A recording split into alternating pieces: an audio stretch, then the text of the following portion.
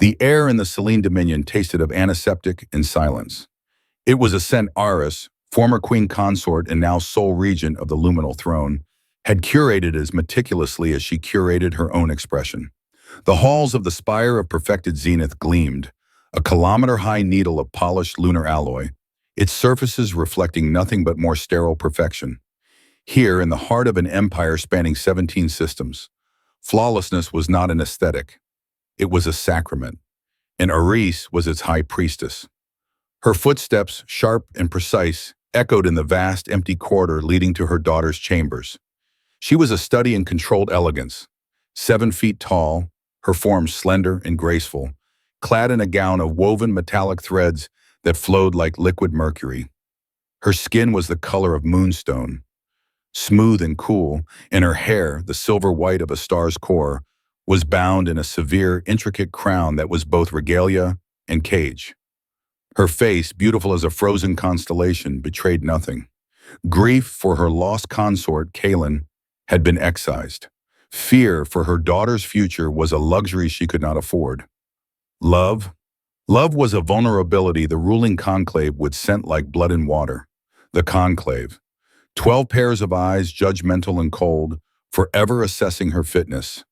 They tolerated a female regent only because the royal line flowed through her, and because her control had been, until now, absolute. They saw emotion as entropy, disability as defect, and compassion as a critical system failure.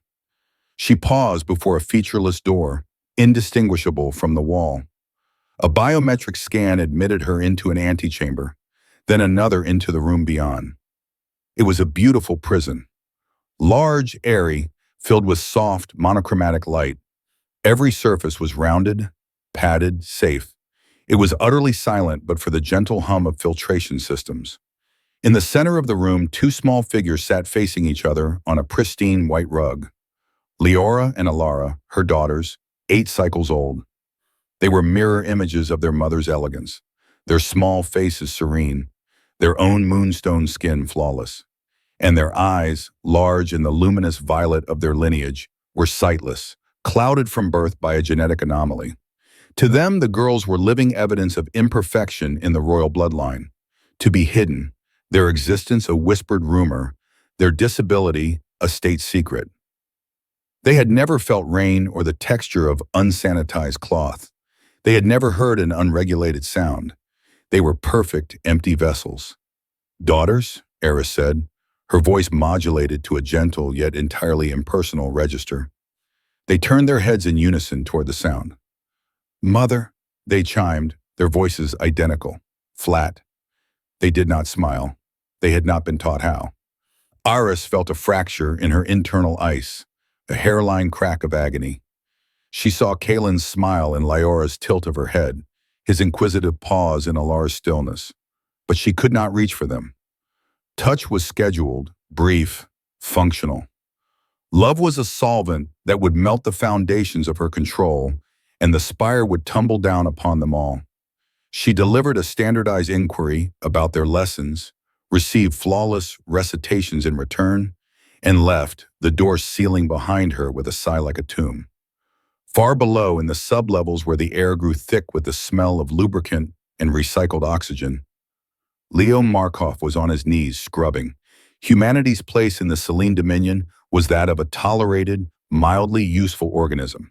They were manual laborers, technicians, janitors, the unseen hands that maintained the gleaming machine. Leo was one such hand.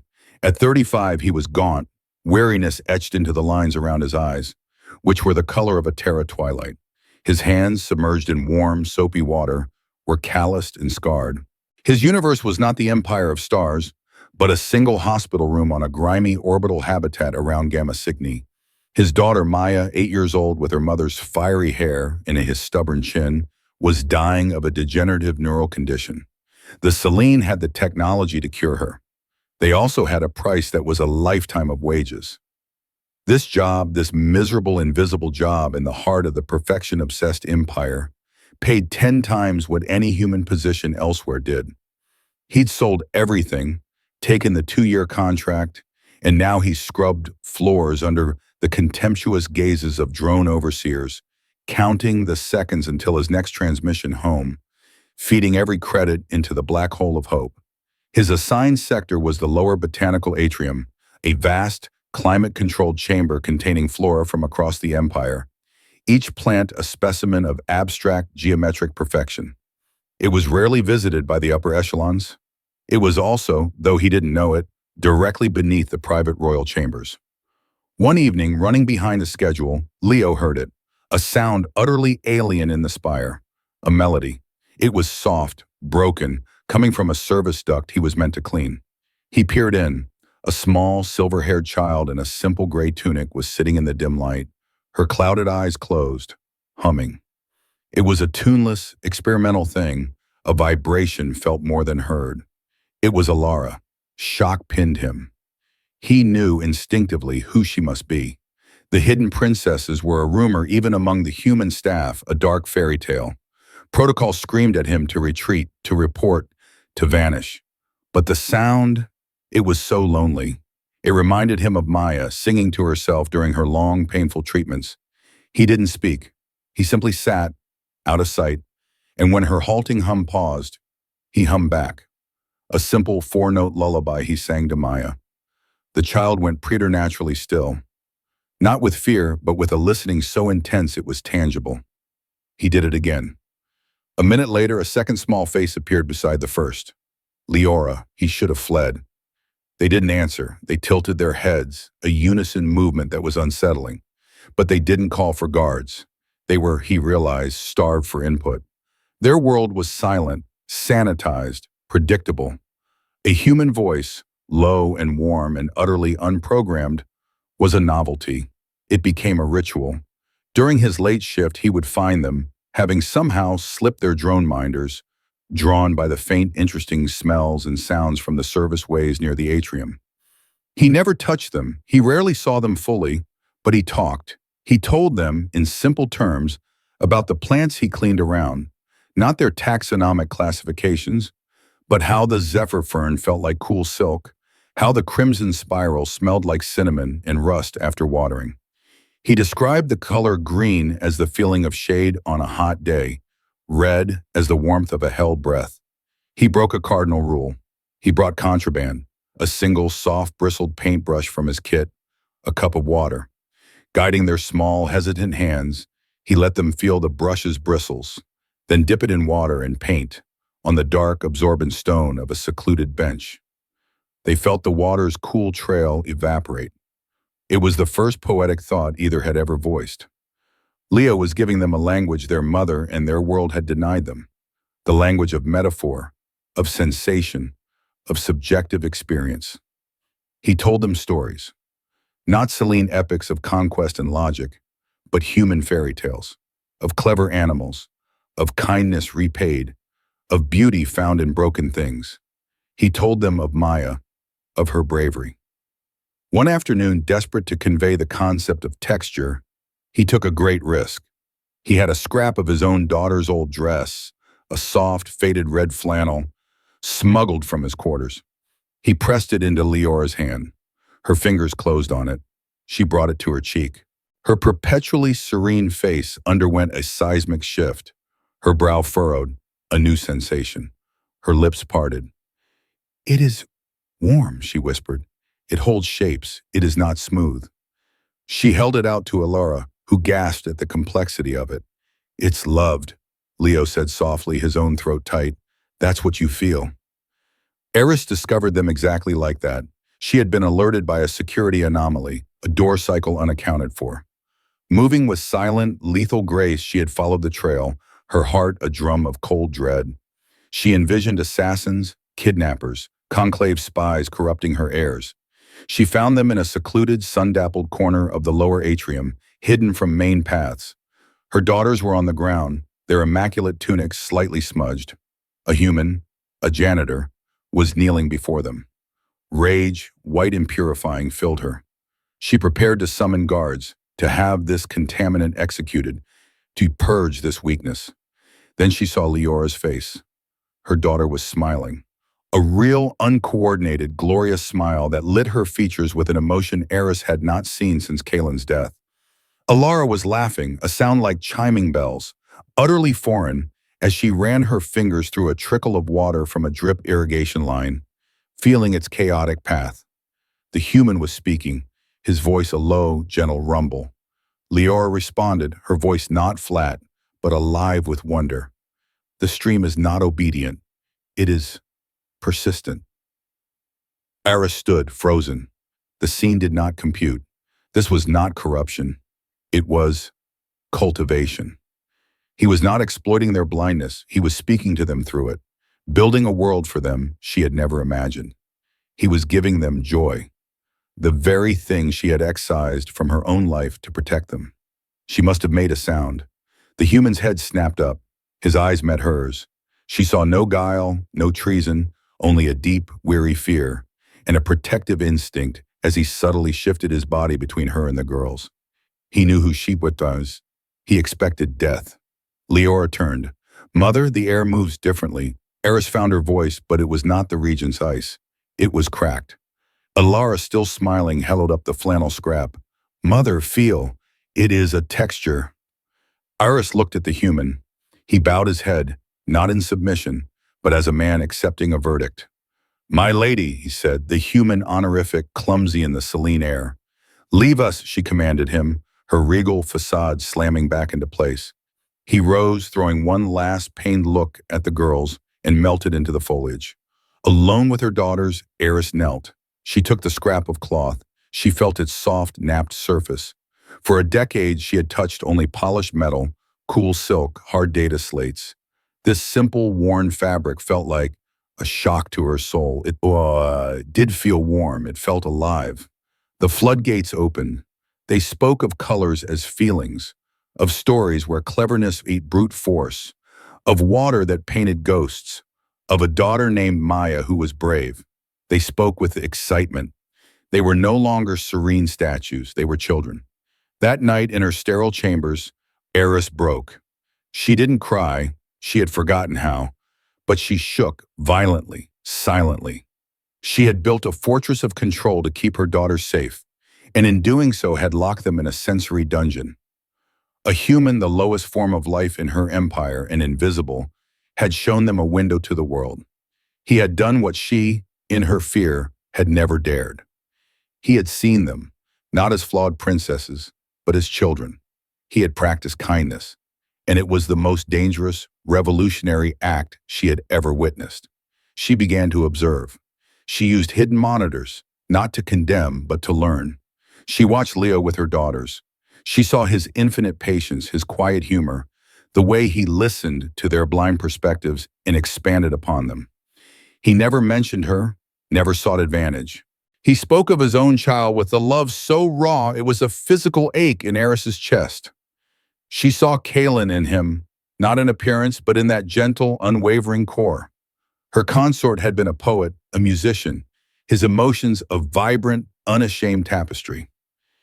His death in a shuttle accident had been too convenient to examine closely.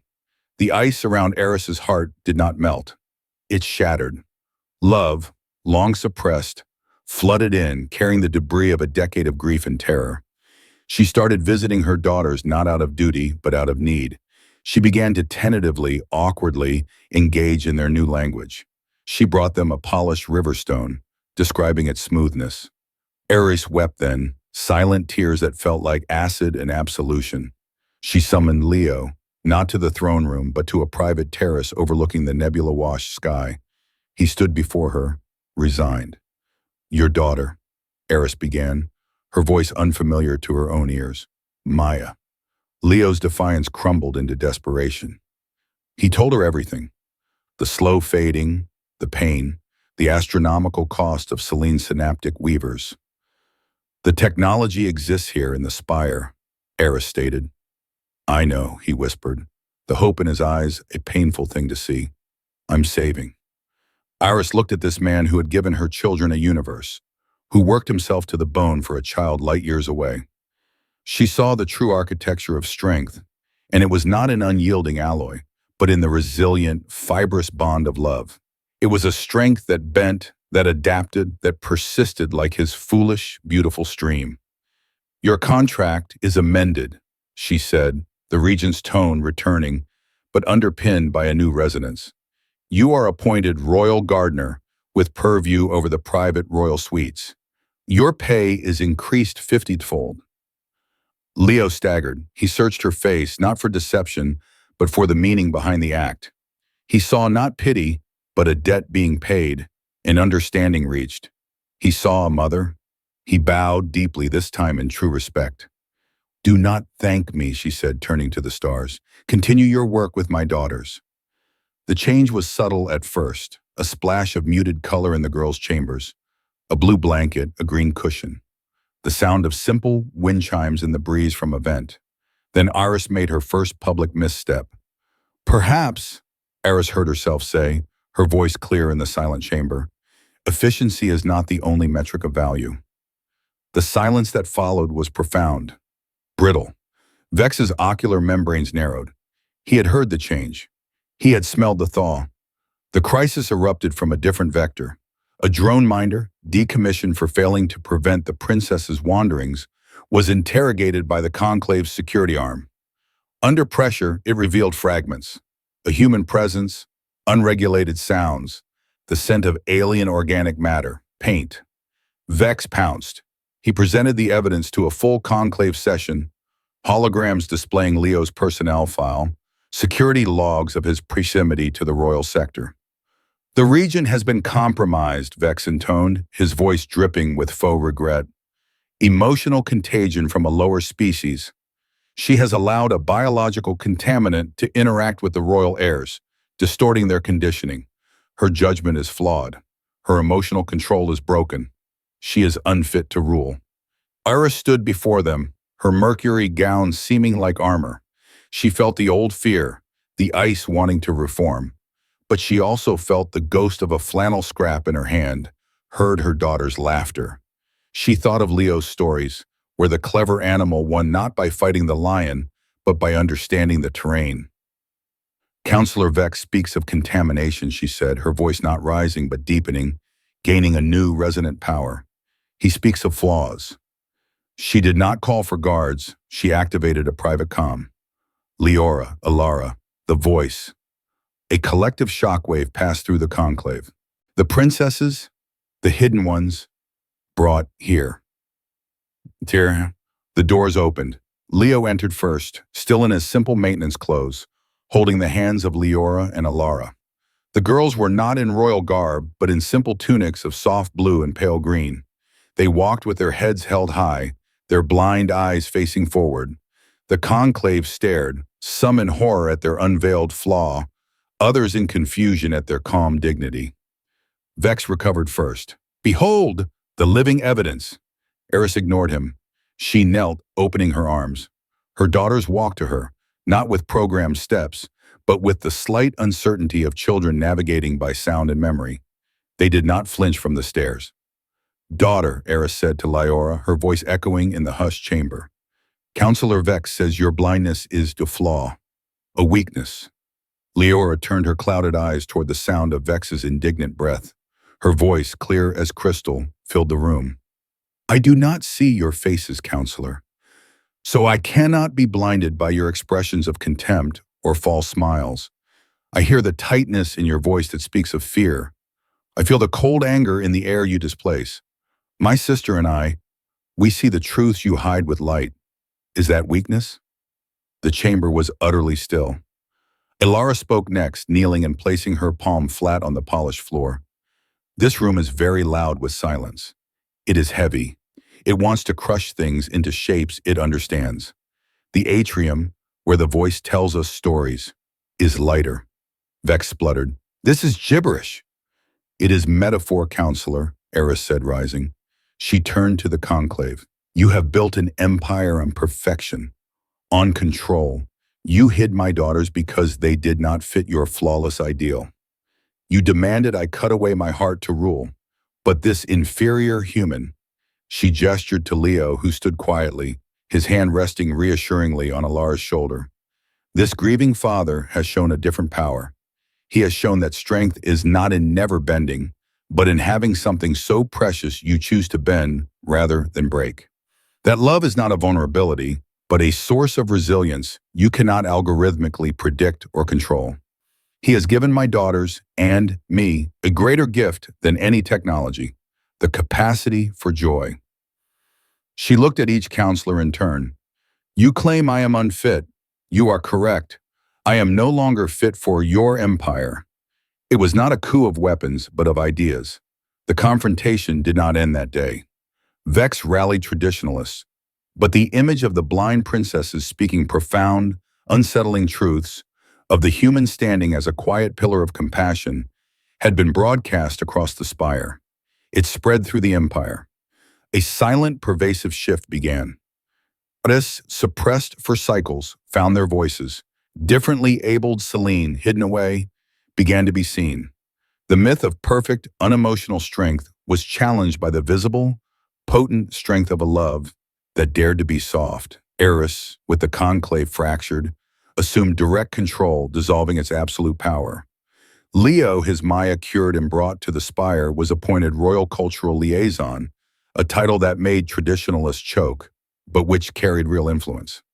The first thing he and Maya did was establish the Garden of Whispers in the once sterile lower atrium, a tactile, aromatic, sonic garden designed for all senses, a place of learning and unstructured play, open to the children of the Spire's staff, high and low. The empire did not become a utopia overnight. Old prejudices died hard, but the direction was set. The new ideal was not a static, cold perfection, but a dynamic, compassionate wholeness. The royal portraits now showed Eris with her daughters, their hands intertwined, their faces bearing soft, real smiles. The crown on Aris's head was remade, still silver, but now intertwined with living, verdant vines that grew and changed with the seasons. Years later, Eris stood on the same terrace. The nebula still turned outside. Beside her stood Leo, streaks of gray in his hair, his daughter Maya, now a vibrant young botanist, laughing with Lyora and Alara, now young women, in the lush, wild garden of whispers below. The air was filled with the sounds of water, wind chimes, in mingled voices. They are so strong, Eris said softly, watching Alara explain a flower scent to a young Celine child in a mobility frame. They always were, Leo replied. Aris looked at him, this human who had crossed the stars as a nobody, armed with nothing but a father's love and a worn scrap of flannel. He had not conquered with weapons or rhetoric. He had watered a single parched patch of ground in a desert of control, and an entire empire had begun, slowly, to bloom. You never sought to change history, Leo Markov, she said. He smiled, his twilight eyes reflecting the garden lights below. Just trying to take care of my kid, my lady. Below, Leora threw her head back and laughed, a full, unguarded sound that rose through the warm air, a testament to a revolution that began not with a shout, but with a hum, a touch, in the dangerous, world-altering act of simple, relentless kindness.